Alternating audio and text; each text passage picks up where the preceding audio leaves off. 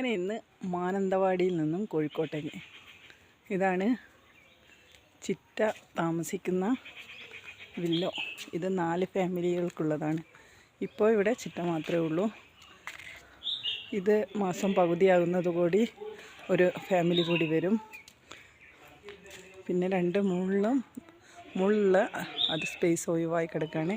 അവിടെ ആരും വന്നിട്ടില്ല. ഈ വണ്ടിയിലാണ് ഞങ്ങൾ പോവുക. ഇത് കുട്ടപ്പാപ്പൻ്റെ വണ്ടിയാണ്, പുതിയ വണ്ടിയാണ്.